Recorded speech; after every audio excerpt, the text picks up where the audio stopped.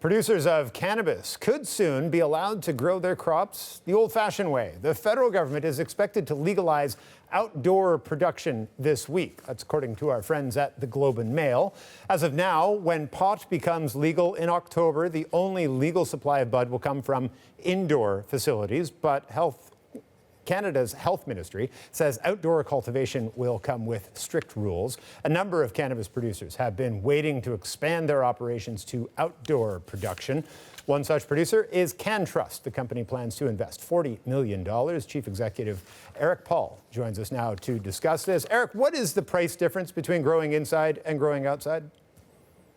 I'll try to keep this as simple as I can for you. So the industry was built on an indoor model, and the published information for public companies and the information we put out there, the general range is somewhere between $1.60 to $2 a gram, and that's the cash cost.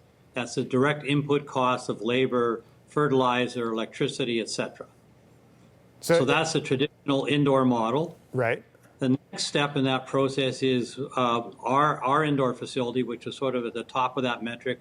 We were $1.20 a gram. And then you just announced that our greenhouse in Niagara, which you can call that an indoor facility, but we believe that's a greenhouse facility. And we just spent $40 million to build that facility, and it's live and operating. And that facility is around 75 cents per gram. And now you've spoken about the government's new announcement of outdoor grow, and we've been preparing for that for the last year and a half. And the legislation is going to become a reality, we hope, tomorrow. And that will give the industry an opportunity to grow outdoors at less than 25 cents a gram.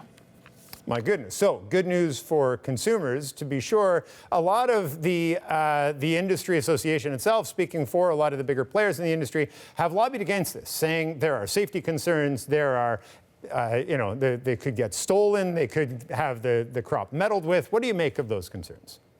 Well, if your business model was built on the original concept of an indoor facility and your cost structure is represented in that $1.60 to $2 range, you wouldn't be too pleased to have something being able to grow at 25 cents. So the issue is some of those concerns are somewhat real, but not really in factual, because today we haven't seen the legislation, but there'll be security requirements, cameras. If you take our greenhouse, it's surrounded by chain link fence, and there's a high-tech wire in that fence that can detect any kind of intrusion. It won't pick up a squirrel, but anything beyond the size of a squirrel it would pick up, with lights and cameras and the alarms. So the idea that you can't secure a facility doesn't fly, in my opinion. And the reason I believe that the government is doing this is they really want to drive the black market out of the business. And the black market is operated from indoor facilities that were undiscovered to greenhouses to outdoor. And we think that the outdoor gives farmers an opportunity to grow a cash crop that they can make a decent profit on and sell it to us. And we will take that product and convert it into an extracted product for the edibles market. And that product is perfectly suitable for that marketplace. And just really quickly, I have 20 seconds left. Is it too late to get a crop in the ground this year?